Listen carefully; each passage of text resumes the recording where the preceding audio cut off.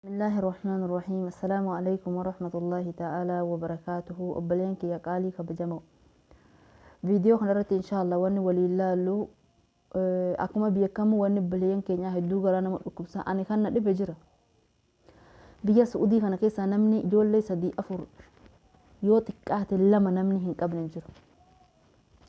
mana hidhaa kana keessa obboleetii ilma obboleessaa ilma obboleetii ilma abbeeraa ilma ooshuma namni hin qabne fira hin jiru haa warri keenya akkamitti rakka amma akkuma hirriibni isaa mugutti na dhibaa baran dhugaa dubbachuu akkuma hirriibni isaa mugutti ka jalaa du'ellee akkamitti rafti madaan namaan diimatti malee man gubduu dhani akkasumatti fakkaata wanni tahaa jiru ka hidhaa jirullee hidhaa jira jettee rafte ilmi kee du'e jedhee nama meeqatti mamaa jira akkamitti rafan jarri sunuu takkaa gadi bahanii sagalee akkamitti hidhite hin ilma biraa as keessaa hin dhabdu ka du'e san malee ilma boleessaa hin dhabdu as keessaa ilma ishii ka du'e san malee kuni taakka ijoolleen keenya hidhaa jiran kun yookiin ijoolleen biyya Suudii jiran kun namni biyya Suudii jiru guutuutti hidhaa jira hajennu maaliif daqiiqaa dhufanii si qaban ummati kun hin beektu yoo ijoolleen kun furmaata hin argatin nami Suudii keessa jiru marti isaa masiirri isaa kanuma booddeen isaa kanuma kun sarara diimaa jala muraa biyya kana yoo ijoolleen kun furmaata argatan qofa namni furmaata argatanii ala jirullee sheeka fedhe nama siyaasaa fedhe maal aftiisa uumamaan itti warra muuziqaa baasan isaan san miidiyaa OMN Nuura Hudaa TV Islaama miidiyaa kamuu ijoolleen mana hidhaa jiran kun sheekooleen beektoota hundaa nama hin gargaarin nama sagalee hin tahin inuma hin qaban mana citaa hammana qallatu muka hammana qallatu ijaarannee keessa galaa ture namni san jijjiire ijoollee biyya arabaa kan taak huccuu amatatti yeroo takka sunuu namni rabbi rahmata isaa godhe jijjiirachaa ture namni san jijjiire ijoollee biyya arabaa kana lubbuun ijoollee kana namni biraallee haala laafaatti yoo nu laale namni nu dhale namni keessaa dhalanne sabni afaan kana haasa'u akkamitti nu wanni jechuudha nama 3-4 guyyaan takka cabcab godhan achumaan caama jechuu namni ani beeku nama baatii 5-6 ol achi keessa dhalee ilmoo guddifachaa jiru jira mana hidhaa san keessatti badii takka malee jechuu nama meeqatu achi keessa maraatee gale ka hafe jira kanatti aansuudhaan waa'ee seenaa obboleeyyan raasanii himaa guyyaa takka biyya takka keessatti biyya san keessatti eela keessaa bishaan waraabbatan eela kan keessa akkata diranii waan akkana bishaanitti waraaban eela keessaan jedham darbanii fa bishaan haala sanii waraabbachaa amata dheeraa jiraatan eegat amata dheeraa boodaahi guyyaa takka dhufanii darbinaan achumatti tafe akan ka bishaan baasu akan ni be lammatas darbinaan akkasuma sadaffaas darbinaan akkasuma afuraffaas darbinaan akkasuma ta'e amma ni sodaatan warri ganda kanaa hedduu sodaatan jechuu waan godhan dhaban dheebuun isaan ijjeessuuf mucaan takka isaan keessaa ka'ee lubbuu tiyya tana sinii kennee eela kana keessa isheenii waan jiru sinii ilaalaa bisharti obboleessi kiyya akata siniin duubarra gore isin dura gora akata san qaba inni siniin duubarra gore akata san qabaa butaadha jedhee obboleessi isaa ganda san hin jiru obboleessi kee ganda hin jiru guyyaa 3 asitti hin dhufu hamma sanitti ni dhumnammihi jedhanii mucaan kun illaa dhumtan malee obboleessi kiyya dhufu malee hin sheenu eela kana haaluma ta'etu obboleessaa guyyaa 3 sanii dhufee haala sharxii isaa saniin akata saniin akka inni jedhe saniin darbanii obboleessi eela sheenee obboleessi kaan duubarraan qabee kaan kana gottutaa yeroo mucaan kun eelatti sheene eela kana keessa jaldeessa jira edaa jaldeessattu akata sanirraa hiikee fa goommaa san achi keessatti hambisaa ture yookiin okoleessa yeroo kana mucaan eelatti sheene kun jaldeessa san mataarra kaahatee ol bahe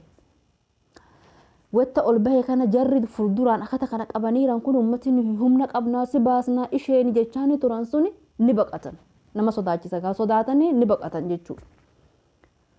obboleessi isaa kun ka duubarraan jiru sun akata san hin gadhiisne haaluma sanitti qabee gottotee ol baase obboleessi isaa osoo hin gadhiisin haga feete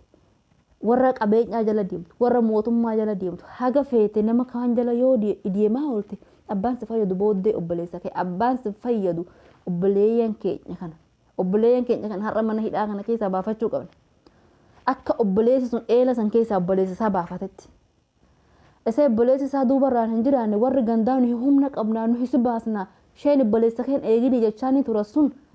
osoo dhaggeeffatee raate silaa eela san keessatti hafehu jaldeessuu itti mataa isaa rabbahe waliin bahuudhaaf isaan gadhiisan inni hafe jiru keessattuu jechuudha. Saniif yaa obboleeyyan keenya isaanillee isin qabna jedhanii nuu iyyaa kan jechaa jiranii sanuu amma abdii kutatanii mee haga dandeenye inni illee sagalee fi haiteenuufi. Obboleessa qabaachuu waan xiqqaa hin si'ehina. Obboleeyyan keenya kun nama hin gargaaran hin qaban. Warra Baalee keessan rakkate, warra Walloo keessan rakkate, warra Harargee keessan rakkate, beelahaa rakkattuu, haadha yataamaa, dhukkubsattuu, dakkaamaa nama hin gargaaran hin qaban. Mee kanumallee yaadadhaa sagalee tahaafi. Haguma dandeessanii beektoota meeqa jiru. Yeroo kan beeka abaluu, ustaaza abaluu, sheeka abaluu, maal abaluu maa jedhama. Garuu amma eessa dhiqan? Rabbiin subhanahu wa ta'ala nabi Muusaa maadheen alayhi salaam sanashuddu adudaka biakhiika hin jenneeni. Akkamitti obboleeyyan keenya kun isee obboleeyyan keenyatti nuu iyya, ustaazotatti nuu iyya, sheekoolee nuu iyya jedhanii gurra lamman jalaa cufannee akkamitti jalaa callisna saarreenu.